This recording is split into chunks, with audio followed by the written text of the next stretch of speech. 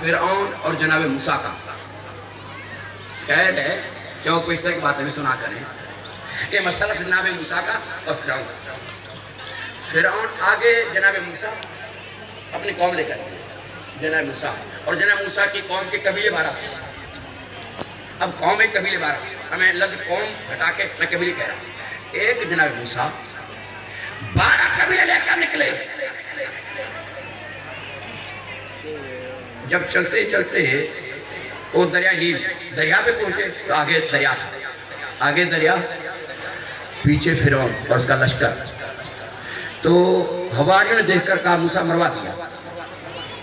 موسیٰ مروا دیا. آگے دریا ہے پیچھے فرعون ہے مروا دیا. موسیٰ نے کہا گھبراؤ نہیں. مالک نے کہا موسیٰ وزر بھی عصا کا گھر یہ جو تیرے ہاتھ میں عصا ہے نا یہ ذرا دریا پہ لگاؤ تو پانی پہ لگاؤ تو.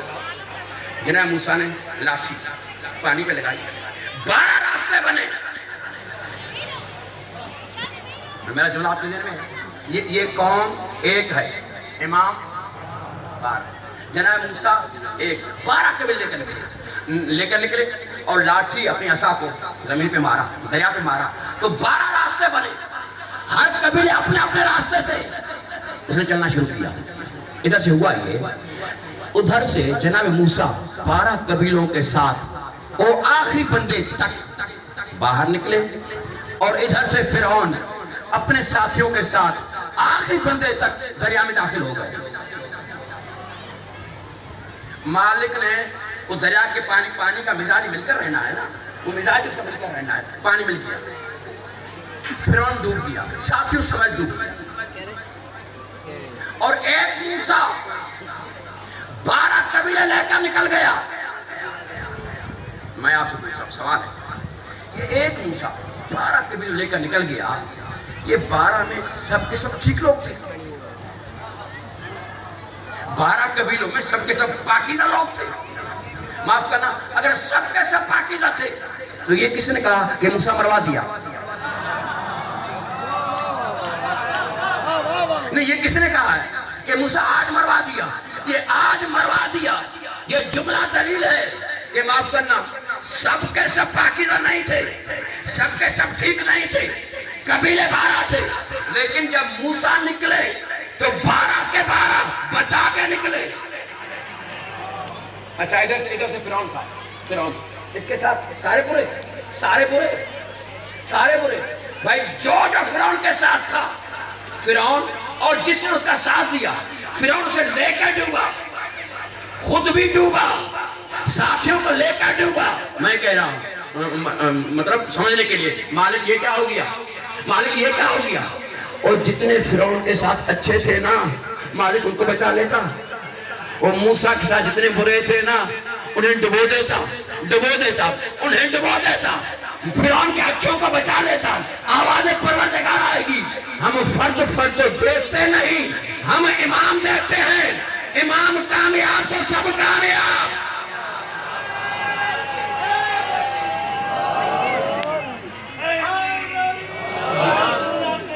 امام آئیں گے محشر میں ضرور حشر میں نشر کیے جائیں گے دنیا کے قصور.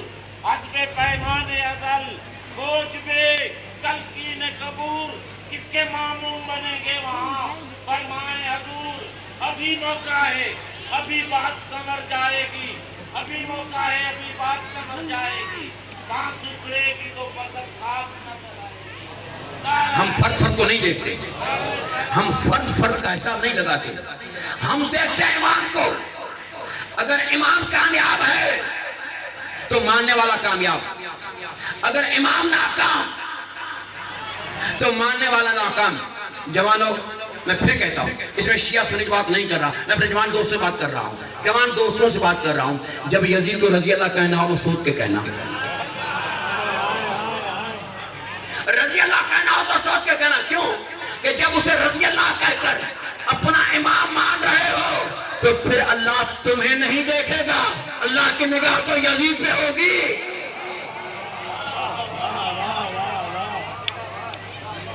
کا امام اگر امام 12 قبیلے جناب موسیٰ قبیلے کتنے 12 امام ایک جناب موسیٰ ایک معصوم ایک نبی ایک قبیلے کتنے؟ 12. یار جب ایک معصوم 12 قبیلوں کو بچا کے نکل جاتا ہے تو 12 امام ایک قوم کو،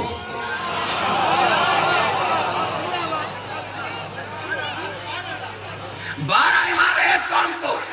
لیکن خیال رکھنا، ابھی وقت نہیں ہے، اس امام والی آیت سے اگلی آیت میں پڑھتا لیکن نہیں، اس اگلی آیت میں ہے کہ خیال رکھنا، کام ایسے کرنا کہ تمہارا نامہ اعمال تمہارے دائیں ہاتھ میں ہے. اس پہ نگاہ رکھیے گا، اس آیت پہ نگاہ رکھیے گا، وہ اگلی آیت. امام، ہم امام کو دیکھتے ہیں، یوم ندعو کل اناس بامامہم، ہم امام کو دیکھتے ہیں اور آپ ایسے نہیں اٹھیں گے، امام کے پیچھے اٹھیں گے، امام کے پیچھے. مسئلہ یہ جو بات امام کی آتی ہے تو فوراً ایک نظریہ آ گیا. جی میں نے کہا امام مانا علی، امام مانا حسن مولا، امام حسین مولا، امام مہدی مولا، اس طرح. کہا نہیں، میں نے کہا کیا ہوا امام مانا؟ کہا امام مانا ماں. یہ نظریہ ہے یار، یہ امت کے اندر ایک نظریہ ہے، باقاعدہ نظریہ ہے. کہا امام مانی ماں، والدہ. اگر امام لکھ کر اس کے نیچے مانی لکھے والدہ ماں، تو اس کی معنی یہی ہوگی نا کہ ہم ہر بندے کو اس کی ماں کے پیچھے اٹھائیں گے. بھائی شاید کا مطلب یہی ہوگا کہ ہم ہر بندے کو اس کی والدہ، اس کی ماں کے پیچھے اٹھائیں گے، ماں کے پیچھے اٹھے گا، یہ معنی ہوگی. جبکہ قرآن کہتا ہے یوم یفر المرء من اخیہ و امہ، قیامت وہ دن ہے کہ بھائی بھائی سے بھاگے گا. بھائی ایک وہ بھی ہے، نام میری زبان پہ ہے، ایک وہ بھی ہے کہ جس نے اعلان کر دیا لا یجوز احد الصراط الا من كتب له علی الجواز، کوئی بندہ بھی اس وقت تک پل صراط پار کر ہی نہیں سکتا جب علی کا لکھا ہوا پروانہ موجود نہ ہو. ایک وہ بھی ہے کہ جس نے اعلان کر دیا تھا کہ بیٹے نے آ کر کہا بابا کمال ہو گیا، کمال ہو گیا. کہا کیا ہوا؟ تو علی کا بیٹا جو ہے نا، علی کا بیٹا حسن، علی کا بیٹا حسن جو ہے نا وہ مجھے غلام زادہ کہتا ہے. اس نے غلام زادہ کہا ہے تو وہ دیکھ کر کہتا ہے کہ علی کے بیٹے حسن نے تجھے غلام زادہ کہا ہے، جاؤ لکھوا کر لاؤ، لکھوا کر لاؤ. تو میں کہہ رہا ہوں، معاف کرنا، میں کہہ رہا ہوں کہ لکھوا کر لاؤ. اور یہ تو غدیر میں ہی طے ہوا تھا. میرے نبی کے الفاظ پہ ہم غور کریں، یہ تو غدیر میں ہی طے ہو گیا تھا. میرے نبی نے کیا فرمایا تھا؟ فرض میں ایسا مجمع تھا، مجمع فل تھا، یہ کم ہے، 1,20,000 1,24,000 40 کا مجمع تھا، اتنا بڑا مجمع. میرے نبی فرماتے ہیں اتنے بڑے مجمع میں کہ من کنت مولا ہو فہذا علی مولا.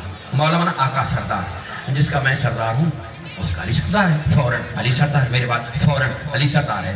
تو آپ نے غور فرمایا اس غدیر کے مجمع میں سردار کتنے ہیں؟ مولا نبی ہے، باقی غلام ہیں.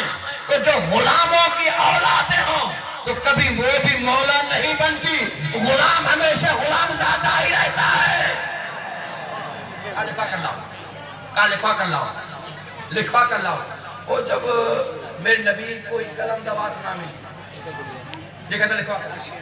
یہ ہے امام، یہ امام کا پاور کہ ایک امام جناب موسیٰ 12 قبیلوں کو لے کر دریا عبور کر گئے اور آپ قوم ایک ہے. میں نے کہا امام کا انتخاب سوچ سمجھ کے کرنا، سوچ سمجھ کرنا. میں نے سوچ سمجھ کے انتخاب کیا ہے علی کا، سوچ سمجھ کے انتخاب کیا ہے علی کا. کیوں؟ کہ مجھے نبی کی اس حدیث پہ 100% یقین ہے کہ یا علی انت قسیم النار والجنہ. میں نے سوچ سمجھ کے انتخاب کیا ہے حسن و حسین مولا کا، حسنین کریمین کا سوچ سمجھ کے انتخاب کیا ہے. کیوں؟ کہ میرے نبی کے اس حدیث میں مجھے یقین ہے کہ ان الحسن والحسین سیدہ شباب اہل الجنہ. امام کا انتخاب سوچ سمجھ کے کرنا. اور یہ جو کربلا ہے نا، کربلا اس میں میں آپ کو واقعاً ذرا مذہب میں ایسا کہیں کہ ڈبل پالیسی نہیں چلتی، مذہبیات میں ڈبل پالیسیاں نہیں چلتی، ہونی نہیں چاہیے، ڈبل پالیسی نہیں ہونی چاہیے. کہ جب دیکھتے ہیں کربلا کے اندر، کربلا دو طرح کی فوج تھی. کربلا دو طرح کی فوج تھی، آمنے سامنے دو گروہ تھے. ٹھیک، روزہ ادھر تھا، ادھر نہیں تھا کیا؟ جمعہ ادھر تھا، ادھر نہیں تھا کیا؟ قرآن ادھر تھا، ادھر نہیں تھا کیا؟ یہ سب کچھ تھا، لیکن جو امام حسین مولا کے پاس تھا وہ امام ادھر نہیں تھا. حسین مولا نے اس دین مقدس کو بچانے کے لیے بڑی قربانیاں دی. مفصل مصائب قبلہ پڑھیں گے, مفصل مصائب شام غریبہ کا نہیں پڑھوں گا, لیکن صرف ایک جملہ کہتے ہیں. بس مصائب قبلہ پڑھیں گے جہاں پہ سید سجاد سوئے ہوئے تھے. شیعہ سجاد کے قریب آ کر زینب کبریٰ نے پہلی فریاد کی, بیٹے سجاد, سجاد جاگ جاؤ, سجاد جاگ جاؤ, سجاد اٹھ جاؤ. سجاد بابا کے قاتل دوبارہ میرے در پہ آ گئے ہیں. سجاد ایک بار پھر میرے دروازے پہ آ گئے. اس شام غریبہ کے مجمع والوں, آپ کے ذہن میں یہ بات آتی ہوگی, قبلہ میں نے دوبارہ ہی کہا ہے. کیوں کہ ایک وہ مدینہ تھا, سیدہ کا دروازہ تھا, دروازے پہ آگ تھی. آج یہ شام غریبہ ہے, زینب کا دروازہ, اور حسین کے قاتل روکے کہتے بیٹے جاگ, حسین سجاد اٹھ جا, تیرے بابا کے قاتل دوبارہ میرے دروازے پہ آ گئے. آزادوں میرے آقا کی آنکھ نہیں کھلی. زینب کبریٰ نے دوسرا جملہ فرمایا, دوسری فریاد کی, روکے کہتے بیٹے سجاد اٹھ جا, بیٹے سجاد بیدار ہو جا, سجاد اٹھ جا. آج تیرے بابا کے قاتل دوبارہ میرے دروازے پہ آگ لگا کر گئے, دوبارہ میرے دروازے پہ آگ لگائی. آزادوں میرے آقا کی آنکھ نہیں کھلی. تیسرا جملہ تھا میرے آقا آزادی کا, کوئی اتنا درد بھرا جملہ تھا کہ اس جملے پہ سجاد کی آنکھ کھلی. زینب رو کے کہتی ہے بیٹے سجاد جاگو نہ جاگو آپ کی مرضی, بیدار ہو نہ ہو آپ کی مرضی. لیکن سجاد آج صرف میرے دروازے پہ نہیں آئے, آج صرف میرے دروازے پہ آگ نہیں لگائی. سجاد آج ایک اور بڑا ظلم کیا کہ آج میرے سر کی چادر بھی اتار کے لے گئے. سجاد میرے سر پہ چادر نہیں. ہاں آزادارو, اس جملے پہ, اس فریاد پہ سجاد مولا کی آنکھ کھلی. جیسے سجاد کی آنکھ کھلی, سیدھی نگاہ گئی زینب کبریٰ کے سر پہ, دیکھا سر پہ چادر نہیں. روکے کہتا ہے امتی زینب این رداؤ کے, پھپھی اما اتنا بتا, وہ تیرے سر کی چادر کہاں ہے, تیری چادر کہاں ہے.